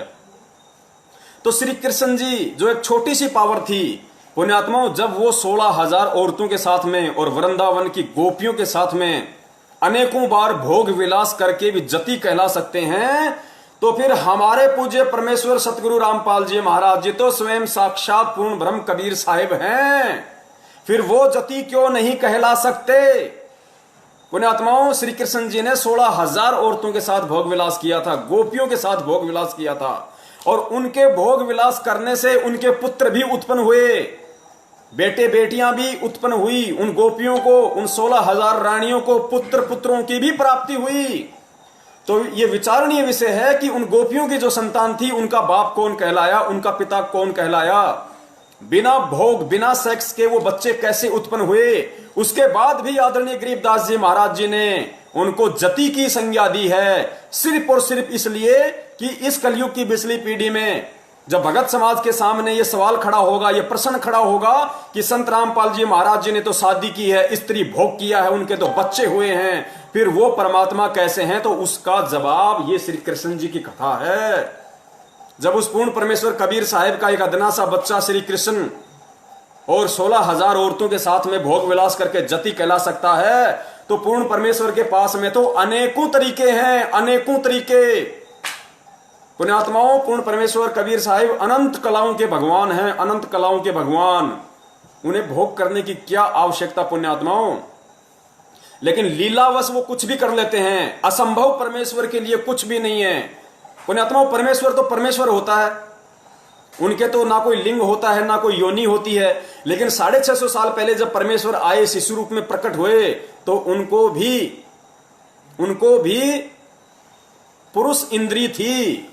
क्योंकि मुसलमान भाई जब उनकी खतनी करने के लिए गए तो परमेश्वर ने एक की जगह 5-5 इंद्री दिखाई उनको, 5-5। तो भगवान के तो इंद्री होती ही नहीं, इंद्री तो जीव के होती है। फिर कबीर साहिब जी की इंद्री क्यों थी? तो पुण्यात्मा इसी लीला को हमें समझना है। हमें इसी उदाहरणों से, इन्हीं बातों से हमें सतगुरु रामपाल जी महाराज जी के ऊपर उन सब एग्जाम्पलों को केंद्रित करना है। गुरुदेव ने क्या कहा था? कल परमेश्वर ने जो वीडियो बनवाया था कि वो जो 9 पेज का जो लेटर आया था हिसार जेल से, भगत ए और भगत बी वाला, उसमें परमेश्वर ने यही तो बताया कि पुण्यात्माओं सारी लीलाएं 650 साल पहले वाली चल रही हैं। तो पुण्यात्माओं किसने भोग किया? जैसे सुदर्शन जी थे, सुदर्शन जी को तो मालूम भी नहीं कि पांडवों की यज्ञ कौन सफल कर रहा है, और परमेश्वर उनका रूप बना के उनकी यज्ञ सफल करके आ गए। तो परमेश्वर है पुण्यात्माओं, उन्हें भोग करने की आवश्यकता नहीं है, ना वो कभी भोग करते हैं, ना उनके गुणों में और लक्षणों में है। इंद्रो माई का किस आत्मा के साथ में पूर्व जन्म का संस्कार था, उस संस्कार का निर्वाह परमेश्वर ने लीलामय तरीके से। पुण्यात्माओं हमें शरीर वरीर दिखाई नहीं देते, हमें इंद्रो माई को अवश्य लगा, क्योंकि जीव को महसूस नहीं होगा ये सब। जिस प्रकार उन गोपियों को महसूस नहीं हो रहा था, जिस प्रकार उन गोपियों को पता नहीं पड़ा, उन गोपियों को महसूस नहीं हुआ, उन्होंने कभी भी ये मन में नहीं लाए कि श्री कृष्ण के अलावा हमारे साथ किसने भोग किया होगा क्या। वो तो आश्चर्य में पड़ गई कि श्री कृष्ण ने तो अनेकों बार हमारे साथ भोग विलास किया है, ये कैसा अचरज हो गया। इसी प्रकार अनारो माई को इस बात का तनिक भी आभास नहीं हो सकता, उनको तनिक भी एहसास नहीं हो सकता, जिस प्रकार उन गोपियों को नहीं हुआ। और जब गोपियों को नहीं हुआ और फिर श्री कृष्ण जी जति कहला सकते हैं, तो इधर हमारे परमेश्वर तो उनके बाप हैं, बाप, ये क्या नहीं कर सकते। तो पुण्यात्माओं ये उदाहरण हमें समझने पड़ेंगे। परमेश्वर के ये अनमोल वचन, ये सत्संग गुरुदेव ने क्या बताया। क्या कभी भी सतलोक आश्रम बरवाड़ा में गुरुदेव ने कभी भी किसी भगत को किसी भी सत्संग में ये कहा कि भाई मेन गेट के पास में जो शंका समाधान का एक कमरा बना हुआ है, वहां मैंने मेरे छोटे भाई महेंद्र को बैठा रखा है और तुम भक्तों को जो भी शंका हो वहां जाके समाधान करवा लो? कभी नहीं कहा परमेश्वर ने, कभी नहीं कहा। क्यों नहीं कहा? क्योंकि परमेश्वर को पता है कि यदि ये दूसरों के आश्रित हो जाएंगे तो जीव जीव को भ्रमित कर सकता है, जीव जीव को भ्रमित कर सकता है। इसलिए परमेश्वर बार बार कहा करता थे कि पुण्यात्माओं यदि कोई चीज तुम्हारी समझ में नहीं आ रही है, क्योंकि तुम जीव हो, तुम्हारी बुद्धि अभी उस स्तर की नहीं है, उतना काम नहीं करेगी। इसलिए जब ये दास सत्संग करता है या तुम इस दास के सत्संग सुनते हो और यदि तुम्हें कोई चीज समझ में नहीं आती है तो मन में विक्षेप लेके मत आना, कोई शंका पैदा मत करना, तुम सत्संग ही सुनते रहना। एक ना एक दिन तुम्हारी शंका का निवारण किसी न किसी सत्संग में वो अंतर्यामी परमात्मा कर ही देगा। तो पुण्यात्माओं महेंद्र जी को तो सतलोक आश्रम बरवाड़ा में वो पद देना बहुत जरूरी था, क्योंकि वो सतगुरुदेव जी का सांसारिक रूप में छोटा भाई था, बराबर की टक्कर थी भाई। और महेंद्र जी को यदि छोटा मोटा पद परमेश्वर यदि इस तरह का ना देते तो वो नया बखेड़ा वहां पे शुरू कर देता, जो परमेश्वर के लिए और जी का झाड़ बन जाता वहां पे। इसलिए उसके मन की तृप्ति के लिए, उसके पाखंडवाद को बढ़ावा ना मिले, उसके मन की तृप्ति हो जाए, वो थोड़ा सा न्यूट्रल हो जाए, निष्क्रिय हो जाए, इसलिए उसको अन्य भक्तों से बढ़कर मान सम्मान जबरन दिया गया वहां पे। परमेश्वर अंतर्यामी है, परमात्मा को सब पता है कि कौन भगत क्या बखेड़ा खड़ा करेगा, संगत में कुसंगत कौन है, कब वो भगत संगत में बांस बन के खड़ा हो जाएगा, खुद भी जलेगा और दूसरों को भी जलाएगा। तो ये उन भगत भाइयों की शंका का निवारण हो गया होगा पुण्यात्माओं। और दूसरा पुण्यात्माओं, हम विचार करें इन सब बातों पे। जो भी हमारे भगत भाई बहन 8 सितंबर 2020 को भगवान का जन्मदिन मनाने जा रहे हैं। अब शर्म तो उनको नहीं आएगी, क्योंकि जब परमेश्वर बुद्धि देंगे तभी उनके समझ में आएगी, और बुद्धि देने में तो परमेश्वर ने कोई कमी छोड़ी नहीं। तो जाहिर सी बात है उनका कोई पिछला संस्कार ही कमजोर है, माड़ा है, जिस वजह से वो ज्ञान को आधार नहीं बना पा रहे। पुण्यात्माओं, विचार करो, विचार करो। हम जिस परमात्मा कबीर साहिब जी का, आप भूल जाओ संत रामपाल जी महाराज जी को। पुण्यात्माओं, हमारे लिए संत रामपाल जी महाराज जी को भूलने का मतलब जो दास आपको बोलना चाह रहा है, उसका मतलब ये ना समझ लेना आप लोग कि अपने गुरुदेव को भूल जाओ। संत रामपाल जी महाराज जी एक जो ओवरकोट हैं, जो एक शरीर हैं, जो कबीर परमेश्वर ने उस शरीर को जो माध्यम बनाया है, दास उसकी बात कर रहा है। उसके अंदर जो आत्मराम है, जो हमारा कबीर परमात्मा है, जो सौद स्वरूपी राम है, तेज पुंज वाला है, मैं उसकी बात कर रहा हूं कि हमने उनको याद रखना है। वो केवल एक माध्यम बने हुए हैं वर्तमान में, ओवरकोट पहन के संत रामपाल जी महाराज जी के स्वरूप का। तो पुण्यात्माओं, हमारे लिए ठीक है, वो तो माध्यम वो बना के रखेंगे इस काल लोक के विधान के अनुसार। तो दास ये कहना चाह रहा था कि दास के घर में कबीर साहिब जी का जो फोटो हम मानते हैं कि ये परमात्मा का फोटो है, ये उनका चित्र है, नहीं पुण्यात्माओं। दास अपने घर में कबीर साहिब जी का जो दाढ़ी मूछ वाला फोटो वो नहीं रखता। दास अपने घर में केवल अपने परम पूज्य सतगुरु रामपाल जी महाराज जी का ही एक मात्र फोटो रखता है, अन्य किसी का फोटो नहीं रखता है। क्योंकि परमेश्वर कहते हैं कि एक कै साधे सब सदें और सब साधे सब जाए, माली सींचे मूल को फले फूले घाए। और एक आत्मा के दो पति नहीं हो सकते, नेवर कदापि। तो हमें एक में ही भाव रखना है, हमें एक में ही श्रद्धा रखनी है। यही संत रामपाल जी महाराज जी के रूप में जो साक्षात कबीर परमेश्वर बैठे हैं, वही हमारा पिता है, वही हमारा बाप है, वही हमारा पिता है, वही हमारा पति है। इसके अतिरिक्त हमने अन्य की कोई आस्था रखनी ही नहीं। अरे परमेश्वर के तो असंख्य रूप हैं। एक कबीर साहिब जी की फोटो हम क्यों लगाते हैं? मुनिंदर ऋषि की लगाओ, करुणामय जी की लगाओ, केशव बंजारे की लगाओ, वो तो समस्त वेद के रूप में भी आए थे, वो तो गरीबदास जी महाराज जी के रूप में भी थे, वो तो ईसा मसीह के रूप में भी बाद में अपनी भगत की महिमा को बनाए रखने के लिए प्रकट हो गए थे। वो तो मंसूर का रूप धारण करके भी शहर में घूम रहे थे, हजारों मंसूर बन के। स्वयं साक्षात वो कबीर परमेश्वरी तो था। तो पुण्यात्माओं, हमने केवल वर्तमान में जिससे हमारा बेड़ा पार होना है। पुण्यात्माओं, जैसे गुरुदेव ने हजारों बार बताया कि भाई जिसको सेव खाने की इच्छा है, जिसको आम की भूख है, उसके सामने एक तो आम का चित्र रख दिया जाए और एक साक्षात आम रख दिया जाए, तो मूर्ख से मूर्ख आदमी भी, मंद बुद्धि से मंद बुद्धि प्राणी भी, जिसको भूख लगी होगी, पुण्यात्माओं, वो चित्र को नहीं उठाएगा, वो देखे भी नहींगा उस चित्र की तरफ। वो तो उस आम को उठाएगा तुरंत और छील छाल के तुरंत खा लेगा अपनी भूख मिटाने के लिए। तो पुण्यात्माओं, आप और हम पुण्यात्माओं को भक्ति की भूख है, भक्ति की भूख, हमें सतलोक जाना है। और हमारा आम, जीता जागता आम वक्त गुरु संत रामपाल जी महाराज जी है, जिससे हमारी वो प्यास मिटेगी, वो भक्ति की भूख मिटेगी। उस चित्र से नहीं मिटेगी। वो चित्र ना आज हमें सत्संग सुना सकता, वो चित्र ना आज हमारी शंकाओं का निवारण कर सकता, वो चित्र ना हमें लाभ दे सकता, वो चित्र ना हमारा कोई मार्ग दर्शन कर सकता, वो चित्र ना हमें कोई आशीर्वाद दे सकता, और ना उस चित्र से हमारा कोई काम सर सकता। तो उस चित्र का हमारे जीवन में क्या यूज? कोई यूज नहीं है। उस चित्र का यूज केवल संत रामपाल जी महाराज जी के लिए था, कबीर को भगवान साबित करने के लिए, आप और हमारे से, जगत वालों से देवी देवताओं की भक्ति छुड़वाने के लिए, हटवाने के लिए। उनकी मजबूरी थी, उनको वो चित्र आधार बनाना था कि परमात्मा कबीर जी हैं जो 650 साल पहले आए थे। उसके अलावा उस चित्र का आप और हमारे जीवन में वर्तमान में कोई महत्व नहीं, कोई औचित्य नहीं है। यदि हमारे जीवन में कोई महत्व है तो केवल कबीर साहिब जी की वास्तविक फोटो जो आज संत रामपाल जी महाराज जी के रूप में वो हैं, उनसे हमारे पाप कटेंगे। परमेश्वर ने कभी नहीं कहा कि भाई कबीर जी के फोटो के दर्शन करने से हमारे पाप कर्म कट जाएंगे। नहीं, परमेश्वर क्या कहते हैं? कबीरा दर्शन साधु का, मुख पर बसे सुहाग, दर्श उन्हीं को होते हैं जिनके पूर्ण भाग। और कबीरा दर्शन साधु का, परमात्मा आवे याद, लेखे में वो है गड़ी, बाकी के दिन बर्बाद। साधु दर्शन, साधु की याद, तो साधु बनके आज कौन आया है? कबीरा दर्शन साधु का, तो हमारे लिए साधु कौन है? साधु रूप में कौन आया है? साहिब से सतगुरु भय, सतगुरु से भय साध। वो परमेश्वर ही तो खुद साहिब है। साहिब से वो सतगुरु की भूमिका करता है, और सतगुरु से बनता है फिर साध। और फिर कहते हैं कबीरा दर्शन साधु का, परमात्मा आवे याद, लेखे में वही घड़ी बाकी के दिन बर्बाद।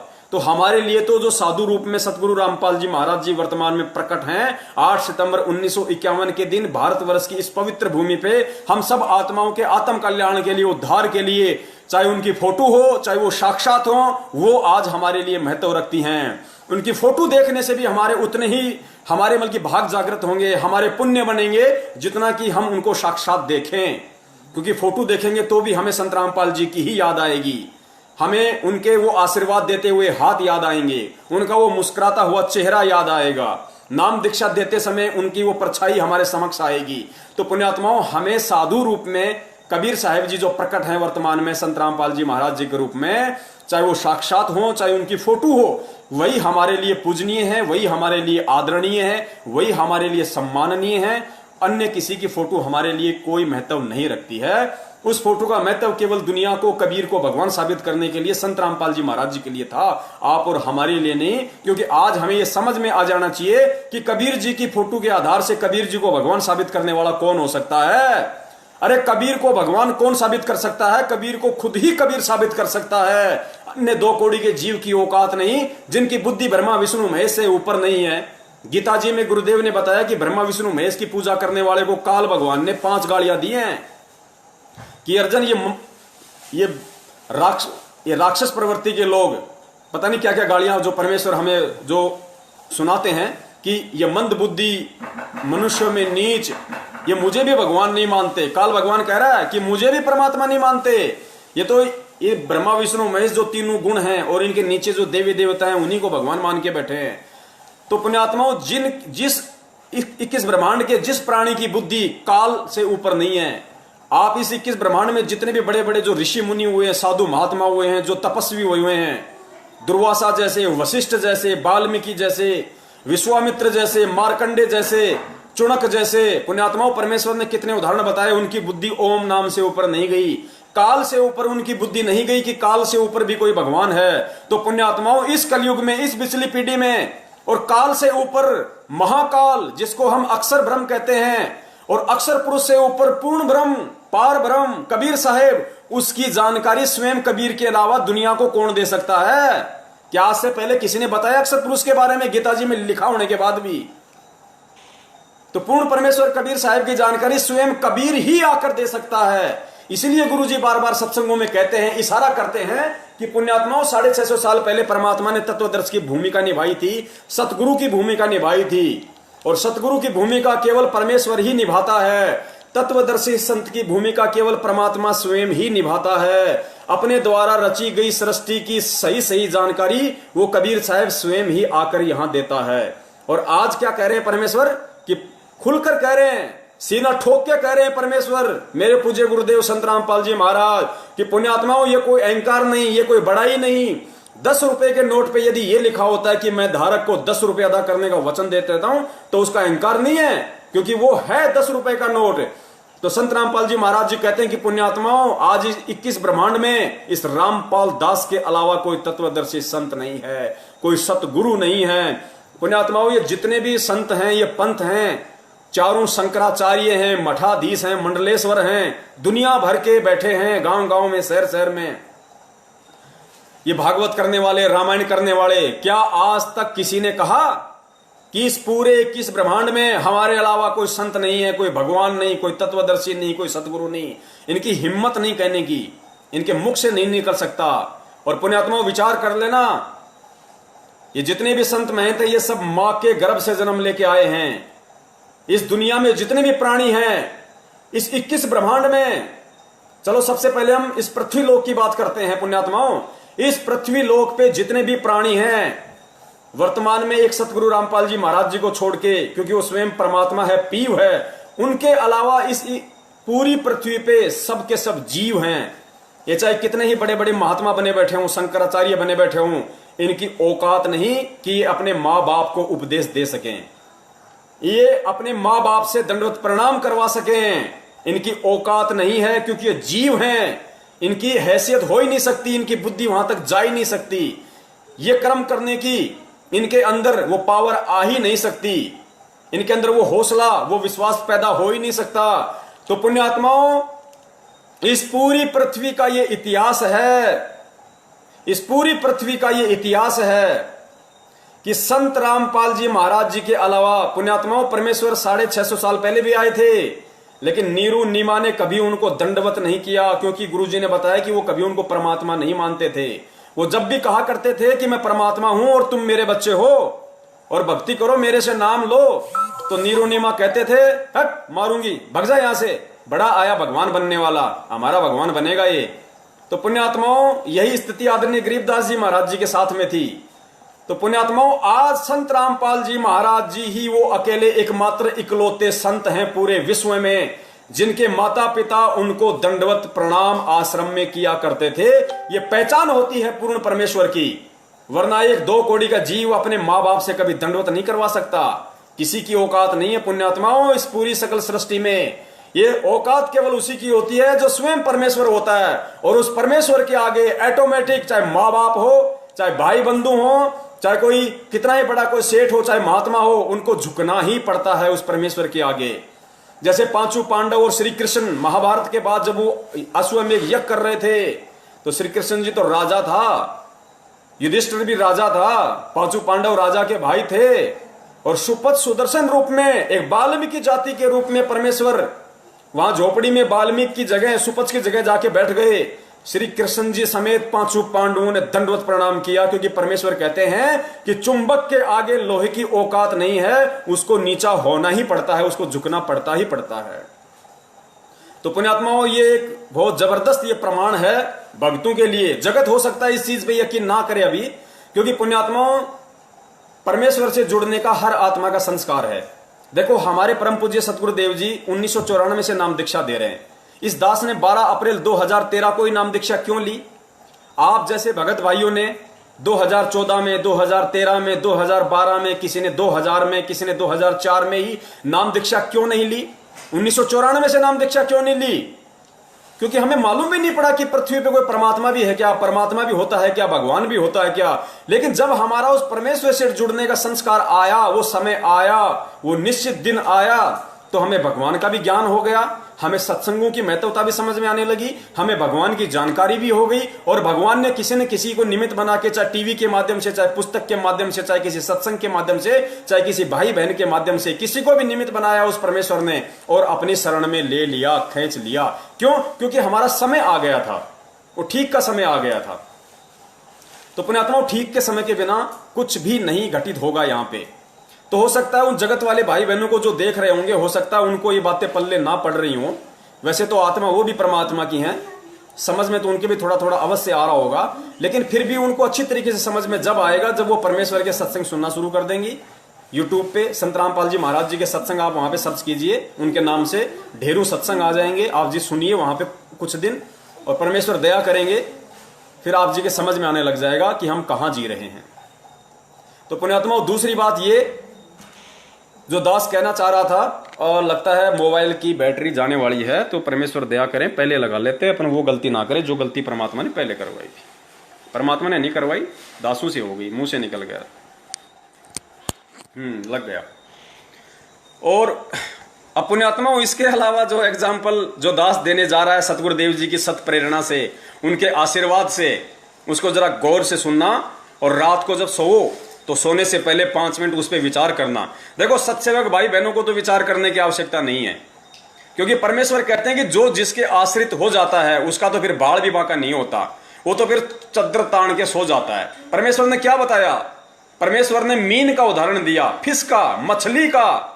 गुरुदेव ने बताया कि मछली जल के आश्रित होती है, और जल उसको इतनी छूट दे देता है, उसको इतनी स्वतंत्रता दे देता है कि चाहे पानी की कितनी ही तेज धारा बह रही हो, मछली विपरीत धारा में और ऊपर चढ़ जाती है, जहां से पानी गिर रहा है उस फॉल के ऊपर चढ़ जाती है। उस बहाव में मछली यूं करती करती करती उल्टी चढ़ जाती है। क्यों? क्योंकि पानी ने उसको छूट दे रखी है, पानी ने उसको स्वतंत्रता दे रखी है, उसको पूरी सिक्योरिटी दी हुई है।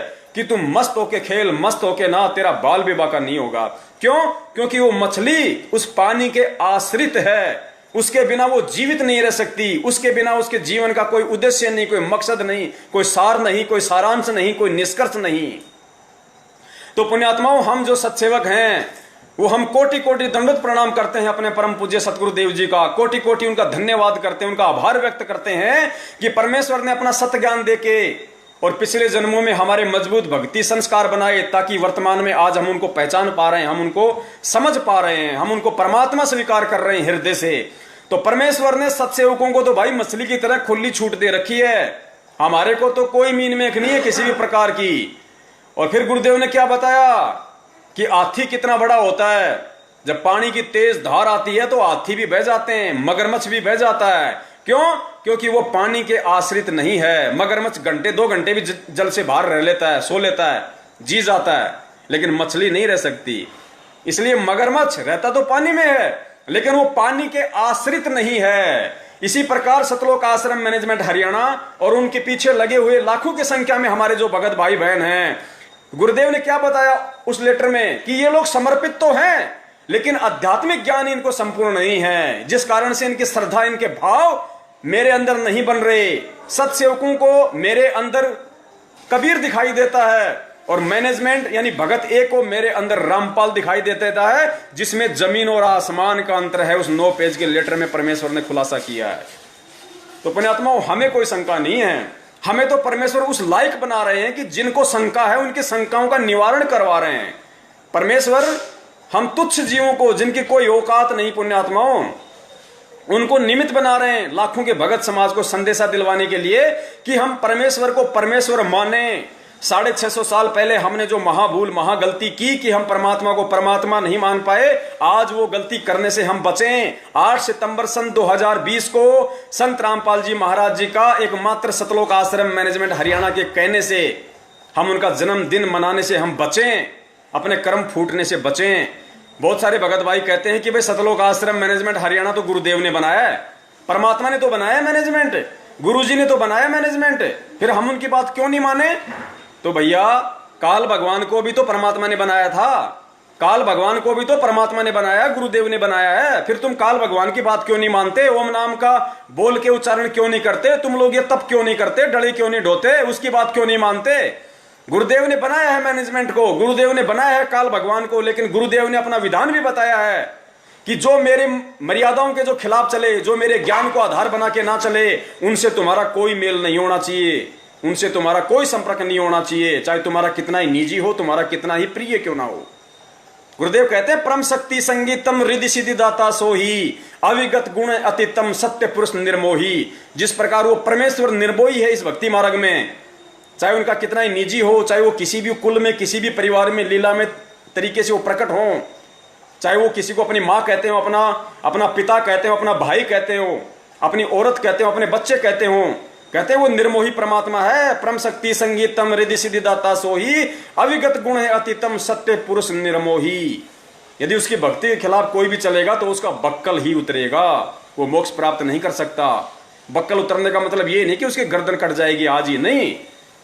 जब मोक्ष नहीं होगा तो काल भगवान अनेकों तरीके से गर्दन काटेगा, कभी गधा बना के, कभी मुर्गा बना के, कभी बकरा बना के। वो गर्दन ही उठाता, वो बक्कल ही उतारता है। फिर तो आगामी जो एग्जाम्पल परमेश्वर और दिलवाने जा रहे हैं अंतिम, क्योंकि पुण्यात्माओं 2 दिन हमारे पास में और शेष है, परमेश्वर छोटे छोटे वीडियो बनवाएंगे। हो सकता है आज भी हमें सतगुरु प्रगट दिवस कैसे मनाना है, किस विधि से मनाना है, क्या करना है, हो सकता है आज भी हमारे पास समय ना बचे, इसलिए परमेश्वर उसके लिए कल का दिन निर्धारित करेंगे। उससे पहले एक छोटा सा संदेशा परमात्मा दिलवा देते हैं, ताकि हमें यकीन हो कि वास्तव में 8 सितंबर 1951 के दिन पूर्ण ब्रह्म परमेश्वर वो कबीर साहब सतगुरु रामपाल जी महाराज जी के स्वरूप में जन्म लेकर नहीं बल्कि प्रकट हुए हैं। प्रकट पुण्यात्माओं, काल भगवान हम सब उनको अच्छी तरीके से जानते हैं, हमारा ही बड़ा भाई है। उसी के पीछे लगकर हमने ये महाभूल की थी, अपने पिता से हमने सतलोक में गद्दारी की थी, जिसका परिणाम हम कुत्ते गधे 84 लाख योनियों में भोग कर काट रहे हैं। आज परमेश्वर ने सद्बुद्धि दी, सत्प्रेरणा दी, किसी संस्कार की वजह से अपनी शरण में लिया। अहो भाग्य हम सब आत्माओं का। हम सब कोटि कोटि आभारी हैं परम पूज्य गुरुदेव के। तो पुण्यात्माओं, विचार करो जब से वो काल भगवान इस सृष्टि में आया है, आप और हमारे से पहले आया था। दुर्गा और काल भगवान सबसे पहले 21 ब्रह्मांड में आए थे यहाँ पे। उसके बाद फिर सबसे पहले उन्होंने हम आप और हमारे को शब्द से उत्पन्न किया। गुरुदेव ने बताया कि सबसे पहले तो आप और हम जितने भी आत्माएं हैं, इनको दुर्गा ने शब्द शक्ति से उत्पन्न किया, मैथुन क्रिया से नहीं किया था। जब इसकी शब्द शक्ति समाप्त हो गई तो फिर इसने इनको क्या बोलते हैं, इनको ब्रह्मा विष्णु महेश को निमित्त बनाया।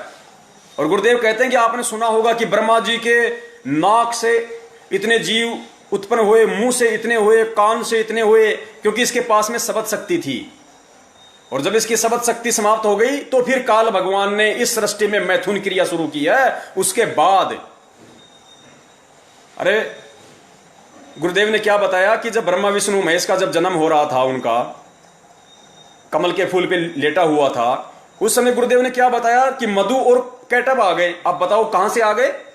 मधु और कैटब कहां से आ गए? उन्होंने कहां से जन्म लिया? उसको दुर्गा ने, गुरुदेव ने बताया कि मधु और कैटब को दुर्गा ने अपने शब्द शक्ति से उत्पन्न किया था, ब्रह्मा विष्णु महेश को यह जनाने के लिए कि तुम पूर्ण परमात्मा नहीं हो, तुम कोई बहुत बड़ी कोई पावर नहीं हो, कल को तुम्हारे अंदर अहंकार आ जाए, अभिमान आ जाए। और उनका बाप काल भगवान, पुण्यात्मा विचार करना, परमेश्वर ने बताया कि काल भगवान कभी जन्म नहीं लेता। क्या काल भगवान जन्म लेके आया था यहाँ पे? और काल भगवान ने कितनी बार अपना शरीर छोड़ा है? तो क्या दूसरा शरीर वो जन्म लेके छोड़ता है? किसी मां के पेट से जन्म लेता है? नहीं। गुरुदेव ने बताया कि परमेश्वर के आशीर्वाद से, सतगुरु के आशीर्वाद से वो शब्द से उत्पन्न होता है। ये सभी आत्माएं दूसरे ब्रह्मांड में चली जाती हैं। दुर्गा और काल को भी परमेश्वर अपने शब्द शक्ति से दूसरे ब्रह्मांड में भेज देता है। फिर नए सिरे से दुर्गा और काल की उत्पत्ति अपने शब्द से करता है परमात्मा। तो पुण्यात्माओं, जो परमेश्वर काल की उत्पत्ति शब्द से करता है, जिस काल का आज तक यहाँ पे किसी मां के पेट से जन्म नहीं हुआ, तो स्वयं वो परमात्मा यदि 8 सितंबर 1951 के दिन अपने धर्मदास जी के साथ 650 साल पहले किए वायदे के अनुसार, वचन के अनुसार, यदि 8 सितंबर 1951 के दिन इस बिजली पीढ़ी में भारत की पवित्र भूमि पे आएगा, तो क्या मां से जन्म लेके आएगा? जो काल का जन्म नहीं होने देता मां के पेट से, उसको अपने शब्द से उत्पन्न करता है। वो इतना समर्थ, इतना पावरफुल, इतना शक्तिमान परमात्मा के स्वयं मां के गर्भ से आएगा। पुण्यात्माओं, हमारी बुद्धि भ्रष्ट है उन आत्माओं की जो ये महाभूल 8 सितंबर 2020 को उनका जन्मदिन मनाकर करने जा रही है। पुण्यात्माओं, बच लेना, अगर बचना हो तो। ये संदेश परमेश्वर आप लोगों को स्पेशल दिलवा रहे हैं। अपने कुत्तों को स्पेशल तरीके से परमात्मा निमित्त बना रहा है। ये सौभाग्य नहीं मिलता। दास बार बार कहता है कि एक बाल पे 2 छक्के और जीवन में 2 मौके किसी परम सौभाग्यशाली व्यक्ति को मिलते हैं, आम व्यक्ति को नहीं मिलते। पुण्यात्मा, विचार कर लेना इन सब बातों पे। 4 दिन से परमात्मा कुत्ते की तरह भुगवा रहे हैं अपने दासों को। सिर्फ तुम्हें एक पवन दास दिखाई दे रहा है यूट्यूब पे, फेसबुक पे, व्हाट्सएप पे। नहीं, इस पवन दास की बिल्कुल भी औकात नहीं है। यदि मेरे सत्सेवक भगत भाई मुझे ये सबूत ना दें, यदि वो परमेश्वर के अनमोल जो सत्संग है, मेरी बहनें, मेरे भाई, वो यूट्यूब से गुरुजी के वो सत्संग सुनते हैं, एक एक शब्द को ध्यान से सुनते हैं, और जैसे ही परमात्मा उनको प्रेरणा करते हैं कि ये तो बड़ा अनमोल उदाहरण दिया है परम पूज्य गुरुदेव ने, उसकी तुरंत उसकी कटिंग कर लेते हैं, वो दास को भेजते हैं। फिर परमेश्वर दास को सद्बुद्धि दे देते हैं उस चीज को सही तरीके से व्याख्या करने की, उसका वर्णन करने की। अन्यथा पुण्यात्माओं, इस पवन दास की तो कुत्ते से, सूअर से बढ़ के भी औकात नहीं है। मेरे रिश्तेदार भी सुन रहे हैं इस वीडियो को, मेरे भाई बंधु भी सुन रहे हैं, मेरे गांव वाले भी सुन रहे हैं, सब सुन रहे हैं पुण्यात्माओं। और इस दास की औकात नहीं है तो नहीं है भाई। मुझे रिश्तेदार नहीं चाहिए, मुझे भाई बंधु नहीं चाहिए, मुझे वो बहनें नहीं चाहिए जो परमेश्वर के मार्ग में नहीं आ पा रही बार बार संदेशा देने के बाद भी। मुझे वो जीजा साली नहीं चाहिए जो बार बार संदेशा दिलवाने के बाद भी भगवान को नहीं समझ पा रही, नहीं आ रही। मुझे वो गांव वालों की कोई जरूरत नहीं है। मुझे जो परमेश्वर पृथ्वी पे आया हुआ है, उनको संदेशा भी चला गया, फिर भी वो मालिक के शरण में नहीं आ रहे। तो पुण्यात्माओं, इस दास की एक कुत्ते से बढ़ के औकात नहीं है। यदि मेरे भगत भाई बहन, सत्सेवक भगत भाई बहन, यदि मुझे वो सबूत उपलब्ध ना करवाएं तो इसमें किसी का कोई श्रेय नहीं है पुण्यात्माओं। और यदि श्रेय है तो सबसे बड़ा श्रेय केवल परम पूज्य सतगुरु रामपाल जी महाराज जी का है। और उसके बाद यदि किसी का श्रेय है तो मेरे सत्सेवक भगत भाई बहनों का है। और तीसरे नंबर पे इस कुत्ते का है जो उनके बिना ये एक जुबान भी नहीं निकाल सकता यहां पे, यदि वो सबूत वो भाई बहन मुझे उपलब्ध ना करवाएं तो पुण्यात्माओं परमेश्वर दया करें। आज के लिए इतना ही काफी। कल यदि परमात्मा दास को निमित्त बनाएंगे तो जरूर दास कल भी लाइव आएगा कुछ नई शंकाओं के साथ में और उनके समाधान को लेके, क्योंकि 2 दिन हमारे पास में है। परमेश्वर दया करेंगे कल हम इस बात पे चर्चा करेंगे कि भाई कैसे और किस विधि से हम परमेश्वर का प्रकट दिवस मनाएं, क्योंकि सतलोक आश्रम मैनेजमेंट हरियाणा वालों ने तो कई पाबंदियां लगा दी हैं। पुण्यात्माओं, हम जानवर नहीं हैं, हम गधे नहीं हैं। जिनको गधा बनना है ये ज्ञान लेके, जिनको जानवर बनना है वो बने। हमें डंडे के जोर से नहीं चलना कि हमें कोई छड़ी दिखाएगा तब हम इधर मुड़ेंगे, कोई छड़ी दिखाएगा तो इधर मुड़ेंगे, नहीं। डंडे के बल पे, डंडे के डर से वो चलते हैं जो गधे होते हैं, जो जानवर होते हैं, जो मूर्ख प्राणी होते हैं। और वो लोग भूमिका निभा रहे हैं उस डंडे के इशारे से चलने की, जो सतलोक आश्रम मैनेजमेंट हरियाणा के पीछे लगे हुए हैं। अरे विचार करो पुण्यात्माओं, गुरु जी तुम्हें आदेशों का गुलाम नहीं बनाना चाहता। गुरु कभी नहीं चाहता कि मेरा बेटा, मेरा बच्चा मेरे आदेशों का गुलाम बने। गुरु का सबसे बड़ा आदेश उसका सत्संग है।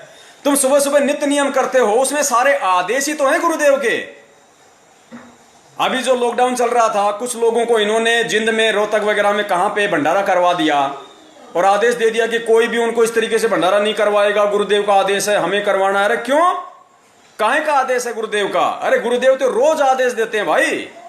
नित्य नियम में कहे कबीर पुकार के, दोए बात लख ले, एक साहिब की बंदगी और भूखों को कछु दे।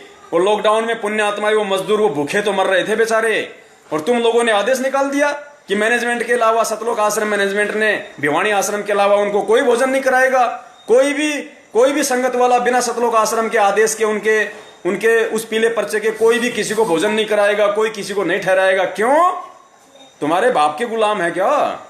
तुम्हारा बाप तो काल है, हम काल के गुलाम नहीं भाई, हम तो परमेश्वर के गुलाम हैं। और परमेश्वर का गुलाम वो होता है जो उनके सत्संगों का गुलाम होता है, उनके ज्ञान का गुलाम होता है। तो परमेश्वर हमें ज्ञान आधारी आत्मा बनाने आए भैया। 4 युग हो गए, ये धर्म के ठेकेदार हमको ऐसे ही तो मूर्ख बनाते आ रहे थे बिना ज्ञान के, और हम मूर्ख बनते रहे। उन्होंने काशी में करोत लगा दी, पहले रखे 10 रुपए, फिर रखे 50 रुपए की, स्पेशल आदेश आ गया भगवान का है। तो तुम लोगों ने क्या यही तो बबंडर खड़ा कर रखा है संगत में। परम पूज्य गुरुदेव 2014 में 7,000 रुपए पाठ प्रकाश के और 500 रुपए ज्योति के लिया करते थे। तुम लोगों ने बढ़ा बढ़ा के क्या कर दिया, उस करोत की जगह तुमने 10 से 50 कर दिए। 7,000 से तुमने 11,000 किए, 11 से तुमने 15 किए। शर्म आनी चाहिए तुम लोगों को, लेकिन शर्म आएगी नहीं, क्योंकि इन बातों का असर तुम पे नहीं होगा। हमें पता है इन सब बातों का। सतलोक आश्रम मैनेजमेंट हरियाणा पे, नामदान केंद्र वालों पे और कोऑर्डिनेटरों पे ना तो मुझ पवन दास की किसी बात का कोई असर होगा और ना ही सतगुरुदेव जी के किसी सत्संग का कोई असर होगा। क्यों नहीं होगा? ठीक उसी तरह नहीं होगा जिस प्रकार सतगुरु रामपाल जी महाराज जी के संदेशों का अन्य नकली धर्म गुरुओं पे नहीं हो रहा, शंकराचार्यों पे नहीं हो रहा। गुरुदेव को भी इस बात का अच्छे से पता है कि उन पे कोई असर नहीं होगा, क्योंकि वो तो मान बढ़ाई में धस चुके हैं, उन पे नहीं होगा। लेकिन उनके पीछे जो भोली आत्माएं लगी हुई हैं, जो करोड़ों की लाखों की संख्या में जो बेचारा भोला भगत समाज है, वो मेरी बातों पे विचार करेंगे, मंथन करेंगे। तो हमें पता है कि ये मैनेजमेंट वाले, ये कोऑर्डिनेटर, ये सतलोक आश्रम मैनेजमेंट, उनका परिवार सतगुरुदेव जी का, इन पे असर नहीं होगा। इनको तो हम जहर दिखाई दे रहे हैं।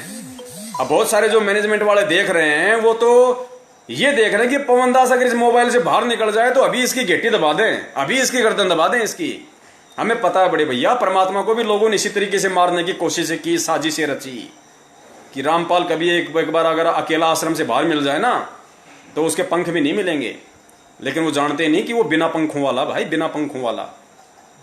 एक छोटा सा, चलो पुण्यात्माओं, दास नहीं सुनाएगा जो चुटकुला, क्योंकि अब समय नहीं है इतना। परमेश्वर फिर दया करेंगे अपने कुत्ते पे, निमित्त बनाएंगे तो फिर आएंगे।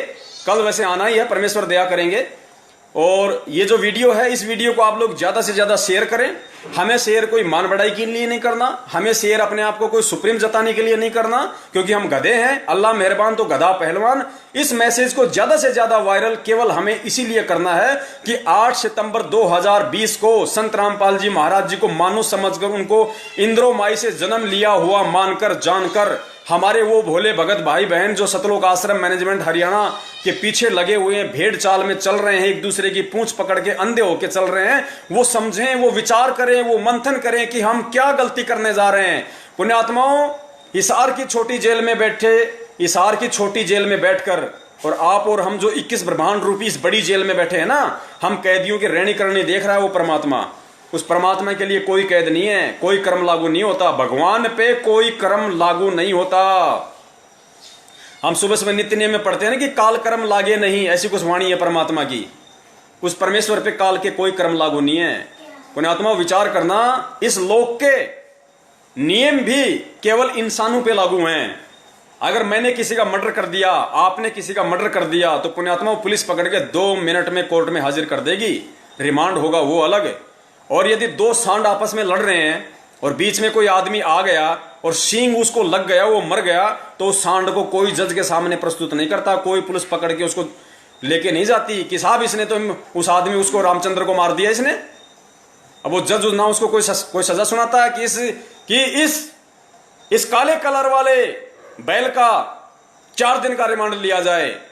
वो बैल उनका रिमांड ले लेगा अगर उन्होंने रिमांड ले लिया तो पुण्यात्माओं, जब इस काल लोक में और जानवरों पे नियम लागू नहीं है, जानवरों पे वो कर्म लागू नहीं है जो इंसानों पे कर्म लागू हैं, तो सोचो उस पूर्ण ब्रह्म परमेश्वर पर कैसे लागू हो सकता है? उस पे लागू नहीं होगा। क्यों? क्योंकि कर्म लागू उस पे होते हैं जो मां के गर्भ से जन्म लेके आता है।